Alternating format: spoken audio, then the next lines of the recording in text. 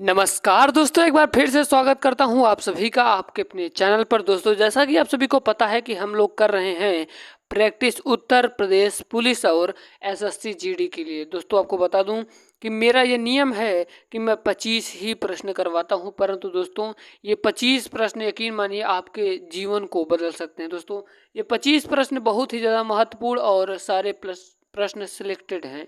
तो दोस्तों चलिए आज की भी वीडियो को हम लोग शुरू करते हैं। और अभी तक आप लोगों ने टेलीग्राम नहीं ज्वाइन किया है तो जाके ज्वाइन कर लीजिए, क्योंकि पेपर तक आपको पूरा फ़ायदा मिलता रहेगा। उससे पीडीएफ मिलेगा और इम्पॉर्टेंट क्वेश्चन बताए जाएंगे और आपको नोट्स भी दिया जाएगा उसके साथ। चलिए दोस्तों वीडियो को शुरू करते हैं। आपका पहला प्रश्न है, और दोस्तों आप लोगों से एक रिक्वेस्ट है, आप लोग शेयर नहीं करते तो दोस्तों आपसे यही विनती है कि आप लोग शेयर जरूर करिए वीडियो को, क्योंकि दोस्तों इतना बेहतरीन कंटेंट आपको दिया जा रहा है कि यकीन मानिए दोस्तों, अगर जो विद्यार्थी कंटिन्यू लगा रहेगा, यकीन मानिए आपको इतना कुछ दे दिया जाएगा आपके पेपर तक कि आपका सिलेक्शन हो जाएगा। चलिए दोस्तों वीडियो को शुरू करते हैं। पहला प्रश्न है कि भारत की सबसे बड़ी जनजाति कौन सी है? तो दोस्तों याद रखिएगा, भारत की जो सबसे बड़ी जनजाति है वो है गोंड की जनजाति। गोंडा कहाँ भैया है? ये है सबसे ज़्यादा मध्य प्रदेश में। मेरे दोस्तों आपको मैं 5 सेकंड का समय हर प्रश्न में दूंगा और देखते हैं आप कितने विद्यार्थी हैं जो जवाब देते हैं। चलिए आपका दूसरा नंबर का प्रश्न है, ये सारे प्रश्न आए हुए प्रश्न हैं।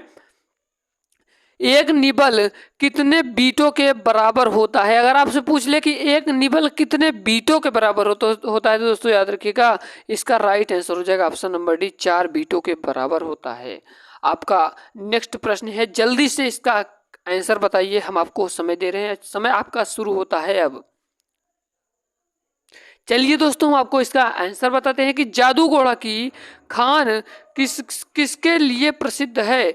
तो दोस्तों जो जादूगोड़ा की जो खान है ये यूरेनियम के लिए प्रसिद्ध है। ऑप्शन नंबर सी वाला आपका सही हो जाएगा। हम लोग चलते हैं आपके अगले प्रश्न की ओर। आपका अगला प्रश्न है दोस्तों कि किसे टेक्नोनॉमी का जनक कहा जाता है? मेरे दोस्त तो किसे टेक्नोनॉमी का जनक कहा जाता है? तो याद रखिएगा किसको?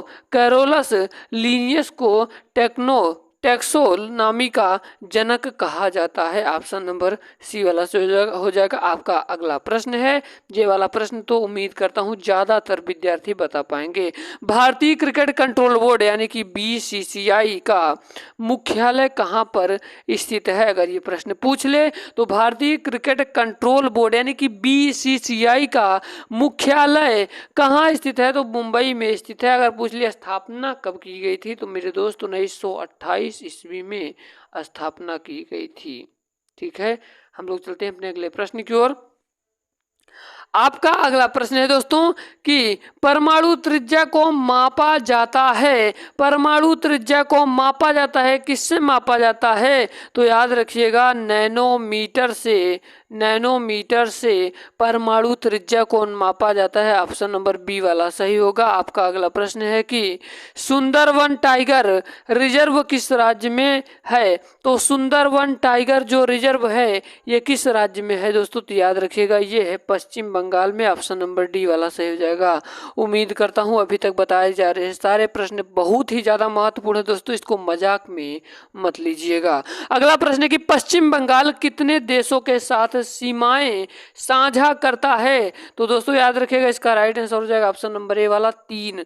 हम दोस्तों आपको बता दूं कि कल से आपको रेगुलरिटी आपको इतिहास से शुरू करेंगे दोस्तों। कल से प्राचीन इतिहास से हर एक टॉपिक को कवर करते हुए आपको हर एक प्रश्न को करवाते हुए चलेंगे। जो विद्यार्थी कल से जुड़ा रहेगा यकीन मानिए आपको हर प्रश्न वही बताए जाएंगे, जितने प्रश्न यहाँ पर बताए जाएंगे वही आपके एग्जाम में आएगा। ठीक है, तो कल से आप लोग तैयार रहिएगा दोस्तों। आज प्रैक्टिस कर लेते हैं पूरे जीएस जीके की दोस्तों, और कल से करेंगे इतिहास से शुरू करेंगे और तब तक इतिहास चलेगा जब तक खत्म नहीं हो जाएगा। फिर हम एक एक पॉइंट को आपको कवर करवाते चलेंगे। विश्व का सबसे विशाल आर्द्र भूमि कौन सा है? तो दोस्तों याद रखिएगा इसका राइट आंसर हो जाएगा ऑप्शन नंबर डी वाला पैंटानल है। आपका 10 नंबर का प्रश्न कह रहा है कि किस मुगल साम्राज्य ने गद्दी पर बैठते समय आलमगीर की उपाधि धारण की? तो आलमगीर की उपाधि किसने धारण की मेरे दोस्त? याद रखिएगा इसका राइट आंसर हो जाएगा ऑप्शन नंबर सी वाला औरंगजेब ने आलमगीर की उपाधि धारण की। 11 नंबर का प्रश्न कह रहा है कि अंतर्राष्ट्रीय महिला दिवस कब मनाया जाता है। तो अंतर्राष्ट्रीय जो महिला दिवस है दोस्तों ये 8 मार्च के दिन मनाया जाता है। ऑप्शन नंबर ए वाला सही होगा। आपका अगला प्रश्न है कि शेरशाह सूरी जो थे अथवा शेर खान का असली नाम क्या था। तो दोस्तों ये प्रश्न बहुत बार आ गया है, तो आपको बता दूं फरीद था। ऑप्शन नंबर बी वाला सही होगा। हम लोग चलते हैं अपने अगले प्रश्न की ओर। आपका 13 नंबर का प्रश्न है, कह रहा है कि माल एवं सेवा कर यानी कि जीएसटी परिषद के पहले अध्यक्ष कौन थे। तो दोस्तों याद रखिएगा अरुण जेटली जी थे। क्या थे? माल एवं सेवा कर यानी जीएसटी परिषद के पहले अध्यक्ष अरुण जेटली जी थे। ठीक है, ये बातों को बड़े ध्यान से सुनते चलिए। आपका अगला प्रश्न है कि पादप कोशिका भित्ति किससे बनी होती है। तो दोस्तों पादप कोशिका जो भित्ति है ये सेलुलोज की बनी होती है, सेलुलोज और पेक्टिन की। ऑप्शन नंबर बी वाला आपका सही होगा। हमारा अगला प्रश्न है कि भारत ने अपना पहला परमाणु परीक्षण कहाँ पर किया था। तो दोस्तों याद रखिएगा कहाँ पर? पोखरण में किया था। ऑप्शन नंबर डी वाला सही होगा। आपका अगला प्रश्न है, कह रहा कि राष्ट्रीय विकास परिषद एनडीसी की स्थापना कब की गई।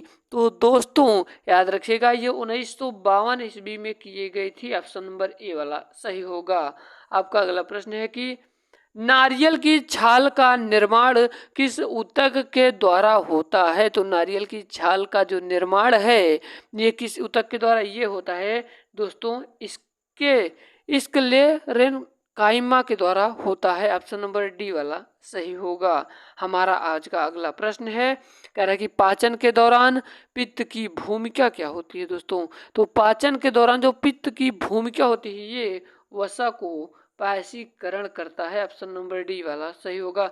बताए जा रहे सारे प्रश्न को बार बार कह रहा हूँ, मजाक में मत लीजिएगा क्योंकि यही प्रश्न आपको फंसा देते हैं।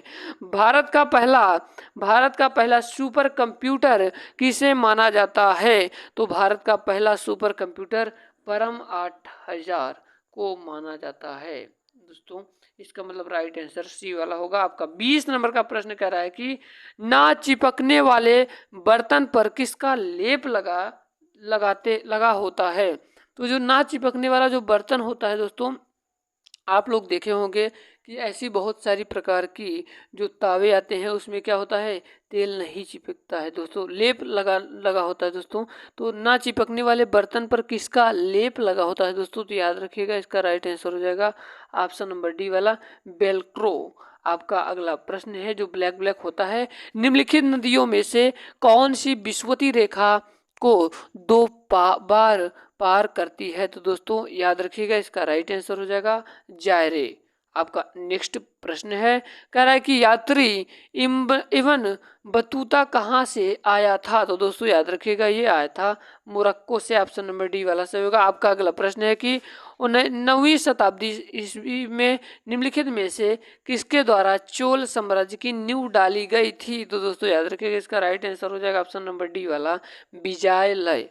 आपका 24 नंबर का प्रश्न है कि एलोरा के प्रसिद्ध कैलाश मंदिर का निर्माण किसने करवाया था। तो दोस्तों याद रखिएगा ये किसने करवाया था? कृष्णा। ऑप्शन नंबर ए वाला सही हो जाएगा। आज का आपका लास्ट प्रश्न है दोस्तों, आज का आपका लास्ट प्रश्न, निम्नलिखित में से गोल्डन मैन पुरस्कार किससे संबंधित है। तो दोस्तों याद रखिएगा ये पर्यावरण से संबंधित है। उम्मीद करता हूँ आज की वीडियो पसंद आए। अगर वीडियो पसंद आए तो दबा के शेयर करिएगा, और वीडियो पर नया है तो वीडियो को लाइक करना, चैनल पर नया तो जरूर सब्सक्राइब करना, और टेलीग्राम जाकर आप लोग जरूर ज्वाइन करिए। मिलते किसी नए वीडियो में, तब तक के लिए जय हिंद, वंदे मातरम, मेरा भारत महान।